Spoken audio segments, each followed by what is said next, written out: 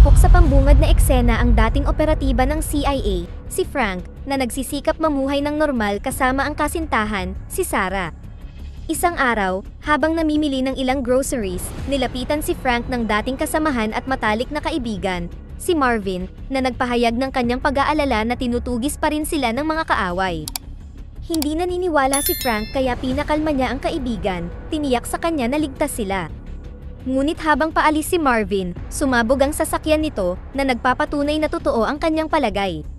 Kahit nasaksihan ng sarili niyang mga mata ang insidente, hindi naniniwala si Frank na patay na ang kaibigan dahil madalas niyang ginagawa ang ganitong kalokohan. Anuman, kinumbinsi siya ni Sarah na dumalo sa libing ni Marvin at makiramay. Pagkatapos ng libing, isang grupo ng mga ahente ng gobyerno ang lumapit kay Frank at dinala siya sa FBI Yankee White Facility na nagsasaad na siya ay na-flag bilang Retired Extremely Dangerous o RED.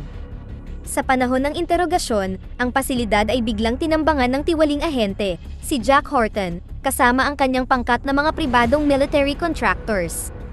Pagkatapos ay hinarap ni Jack si Frank at pinagbantaan siya, dapat niyang ibigay ang impormasyong kailangan niya, kung hindi ay babalatan niya si Sarah mula ulo hanggang paa ng walang awa. Hindi pa handa si Frank na ipagsapalaran ang buhay ng kasintahan, kaya nagpasya siyang bumalik sa kanyang tungkulin bilang propesyonal na manlalaban. Bagamat nakaposas, magaling niyang nilabanan ang mga military contractors, at sunod-sunod na pinabagsak ang mga ito. Sa isang punto, muntik na siyang mabaril ng isa sa mga kaaway ngunit dumating si Marvin upang iligtas siya, lumalabas na siya ay buhay pa. Nag-iwan sila ng granada sa pasilidad bago lumabas. Kasunod nito, tumakas ang magkaibigan kasama si Sarah.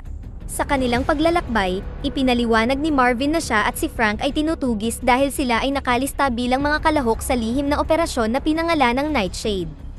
Lumalabas na ang operasyong ito ay isinagawa noong panahon ng Cold War upang ipuslit ang nuclear weapon sa Russia ng paisa-isa. Sa gitna ng kanilang pag-uusap, nakarinig sila ng ingay na nagmumula sa trunk ng kotse. Pagkatapos ay ibinunyag ni Marvin na ilang araw na niyang bihag ang Senior Director ng Military Intelligence. Samantala, pumunta si Jack sa Pentagon upang iulat ang insidente sa Army General. Dito, nalaman natin na si Jack ay independent assassin contractor na inupahan ng US government upang makakuha ng impormasyon tungkol sa Operation Nightshade mula kay Frank. Ngunit ngayong nabigo siya, balak ng general na isapubliko ang bagay na ito. Si Jack, natutol sa ideya, ay inatake ang general at pinatay siya. Pagkatapos ay nakipag-usap siya sa isa pang senior na tiwaling opisyal at nagmungkahi na umupa sila ng top contract killer, si Han Chobay para patayin si Frank. Bilang karagdagan, kinumbinsi din ni Jack ang mga international agency na si Frank at ang mga kasama niya ay mga terorista na tinutugis. Nang makarating ang balitang ito sa Secret Intelligence Service o MI6, agad na pinuntahan ni Director Phillips ang isa pang contract killer, si Victoria. Nag-alok siya ng malaking halaga ng pera upang patayin ang mga takas. Bilang dating kaalyado, tinawagan ni Victoria si Frank upang ipaalam sa kanya ang tungkol sa bagong kontrata pati na rin ang tungkol kay Han. Sa kabilang banda, sina Frank, Marvin, at Sarah ay kumuha ng impormasyon mula sa dinukot na pinuno ng military intelligence. Natuklasan nila na ang physicist na nagngangalang Dr. Edward Bailey ang nagtago ng ipinuslit na nuclear weapon sa Moscow para magamit sa hinaharap. Pagkatapos ay naalala ni na Frank at Marvin na sila ay bahagi ng security detail na nagpoprotekta kay Edward, ngunit ang huli ay namatay sa pagsabog ng kotse. Simula noon, nawala ang eksaktong lokasyon ng bomba. Nang maglaon, naghanap ang tatlo sa internet at natuklasan ang lalaking nagngangalang The Frog, na tila naglalantad ng mga tungkulin ni na Frank at Marvin sa Nightshade. Sa sumunod na eksena, lumapag si Han sa New Jersey para subaybayan si Frank. Ngunit sa oras na umalis siya upang pag-aralan ang sandata para sa misyon, sina Frank, Marvin, at Sarah ay matalinong ninakaw ang kanyang pribadong eroplano at lumipad patungong Paris upang hulihin si Frog. Pagdating doon, sinalubong sila ng Russian counterintelligence, si Katya Petrokovich, na nag-iimbestiga rin sa Nightshade. Lumalabas na nagkaroon sila ng romantikong relasyon ni Frank noon, nakitang-kita nang hinalikan siya nito sa harap ni Sarah, na ipinagselos niya. Kasunod nito, nakipagtulungan si Katya sa kanila para hanapin si Frog. Kinabukasan, nagawa nilang mahanap siya sa isang bar. Bago pumasok doon ay mahigpit na pinagbilinan ni Frank ang kasintahan na huwag tingnan sa mata ang kanilang target, ngunit ginawa pa rin ito ng pilyong si Sarah. Dahil dito, naramdaman ni Frog ang panganib at nagpaputok siya bago tumakas sa lugar. Pagkatapos ay nakiusap si Frank kay Marvin na dalhin si Sarah sa ligtas na lugar, habang nagpasya siyang habulin si Frog kasama si Katya. Gayunpaman, si Sarah, na gustong-gustong sumali sa misyon, ay hinabol ang target gamit ang isa pang kotse, binaliwala ang instruction ng kanyang kasintahan. Matapos ang mahabang habulan sa mga kalye ng Paris, sa wakas ay nahuli ni na Frank at Katya si Frog at dinala siya pabalik sa kanyang bahay. Pagkatapos ay tinorture siya upang isiwalat ang impormasyong kailangan nila, ngunit nakialam si Sarah. Sa pagtatangkang lamangan si Katya, hinalikan niya si Frog at inakit siya, matagumpay na nakumbinsi itong ibunyag ang lahat ng nalalaman niya. Pagkatapos ay ibinigay ni Frog ang susi para sa kanyang security box.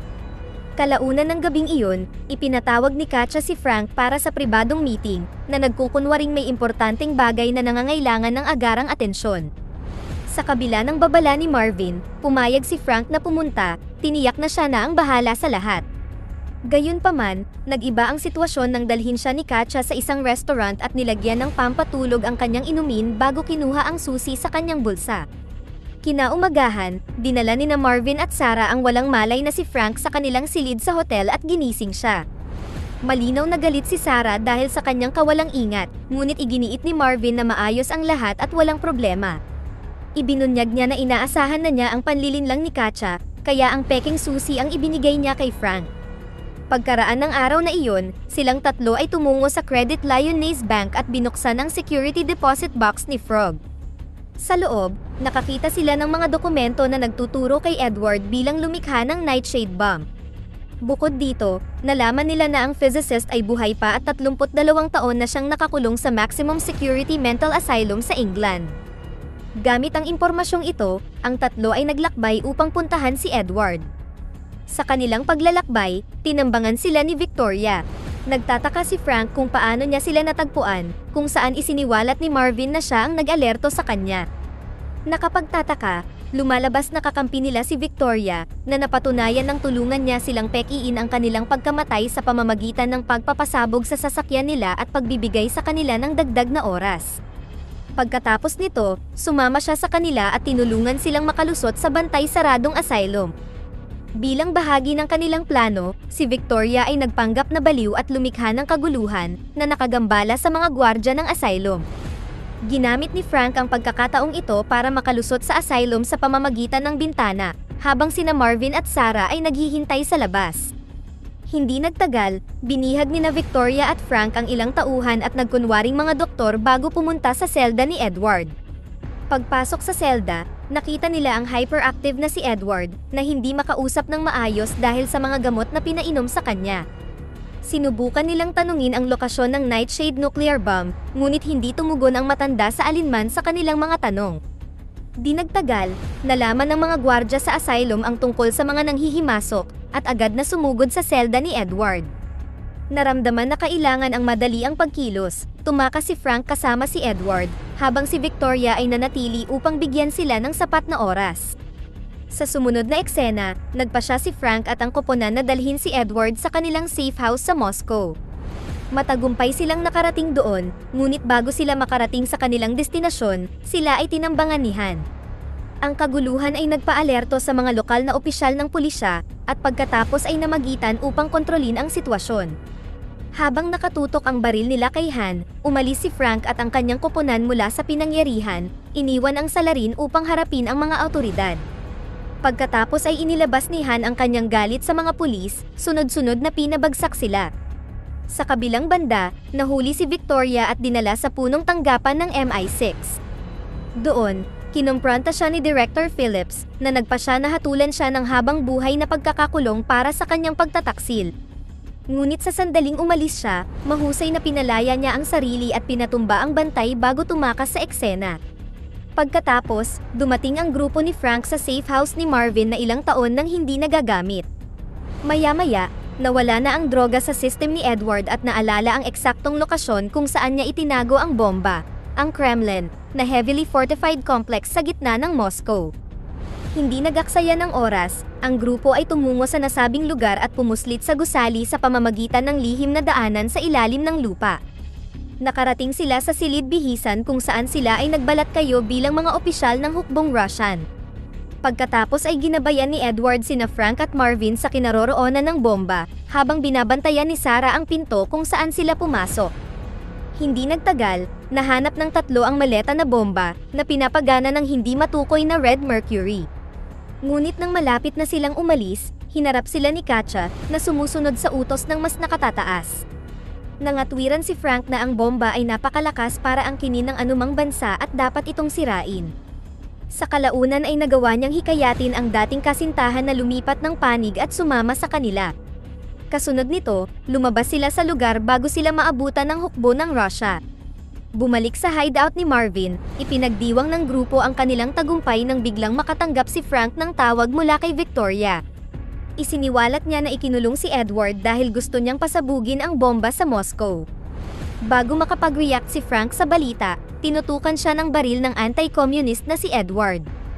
Kinumpirma niya ang mensahe ni Victoria, inamin din na siya ang nagbunyag tungkol sa Project Nightshade at nakipagkasundo kay Jack para makuha ang bomba.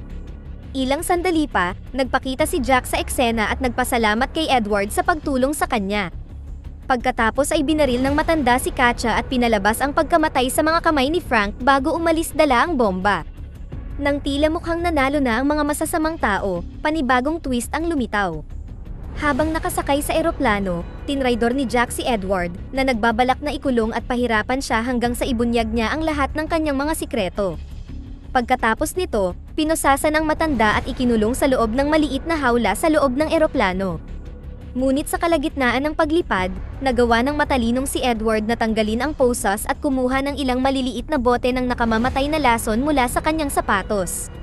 Pagkatapos ay nag-inject siya ng antidote bago nilabas ang kemikal sa paligid, na pinatay ang lahat ng nakasakay maliban kay Jack. Samantala, sina Frank, Marvin, at Sarah ay dinakip ng mga sundalong Russian, na naghahandang patayin sila para sa pagpatay kay Katya. Sa kabutihang palad, sila ay iniligtas ni Victoria, na lumilitaw na nakaposisyon bilang sniper sa malayo. Walang kahirap-hirap niyang binaril ang lahat ng mga sundalong Russian, habang ang kasintahan niya ay nakaupo sa tabi niya, pinupuri ang kanyang katapangan. Matapos i-neutralize ang banta, ipinaalam ng boyfriend ni Victoria sa grupo ang tungkol sa emergency landing ng eroplano at ang nakatakdang pag-alis ni Edward sa Iranian Embassy sa London. Nang marinig ito, nagpa siya ang grupo na lumipad patungong London para hanapin si Edward. Ngunit bago sila makasakay sa eroplano, muli silang tinambanganihan. Kasunod nito, naganap ang matinding tunggalian sa pagitan nina Frank at Han, pareho silang nagpakita ng husay sa pakikipaglaban. Sa isang punto, nagawa ni Frank na tutukan siya ng baril, na nakikiusap na pakinggan siya. Pagkatapos ay humingi siya ng tulong kay Han sa kanyang misyon, binanggit na 11 milyong tao ang mawawala ng buhay kapag hindi nila napigilan si Edward sa pagpapasabog ng bomba. Ibinigay pa ni Frank ang baril sa kanya para makuha ang kanyang tiwala. Ang kilos na ito sa wakas ay nagkumbinsi kay Han, na sumang-ayon na tumulong, bagamat ipinangako niyang muli silang magtutuos pagkatapos ng misyon. Dito, ipinahayag na ang dalawa ay dating magkaibigan, na kalaunan ay naging magkaaway matapos siyang pagtaksilan ni Frank. Ngayon, ang grupo ay nagsimula sa kanilang misyon upang bawiin ang bomba. Bilang unang bahagi ng plano, inakit ni Sarah ang embahador ng Iran at kinuha siyang hostage. Sumunod, nagpanggap si Marvin bilang potential defector at nagawang makapasok sa embahada. Pagkatapos ay sinira niya ang water system ng gusali, na nagdulot ng malaking pagtagas. Ito ay nagpahintulot sa iba pang miyembro ng koponan na makapasok sa embahada na nagbabalat kayo bilang mga tubero. Kasunod nito, nakuha ni Sarah ang susi sa malaking safe, kung saan pinaghihinalaang nagtatago si Edward. Lumalabas na totoo ang kanilang palagay, si Edward ay nasa loob ng safe kung saan bihag niya si Jack. Sinimula ng matanda ang oras ng Nightshade Bomb habang sinasabing gusto niyang maghiganti sa buong espionage community para sa kanilang ginawa na pagkulong sa kanya at pagpatay sa kanyang pamilya. Makalipas ang ilang sandali, nakuha ni Sarah ang susi sa safe at ibinigay ito kay Frank. Pagkatapos ay pumasok sila sa safe, para lamang matagpuan ang walang buhay na katawan ni Jack at mga gwardya. Di nagtagal, natuklasan ng mga gwardya ng embahada ang panghihimasok at bilang resulta, pinaputukan nila ang koponan ni Frank. Sa gitna ng barilan, kinuha ni Edward si Sarah bilang bihag at tumakas patungo sa paliparan upang takasan ang paparating na pagsabog. Hinabol sila ni Han at Victoria sakay ng kanilang kotse, habang sina Frank at Marvin ay nagnakaw ng helicopter sa embassy. Habang lumilipad, sinubukan ni Marvin na i-disarm ang bomba sa pamamagitan ng pagputol ng wire na naging sanhi ng pagbilis ng pagbibilang ng timer. Bilang karagdagan sa kanilang problema, tinutugis sila ng mga armadong gwardya ng embahada na nagpaputok sa grupo. Dahil dito, nawalan ng kontrol ang helicopter at nag-crash, bumagsak sa lupa. Ang matalik na kaibigan ay nakaligtas na may maliliit na pinsala, ngunit ang bomba ay patuloy pa rin.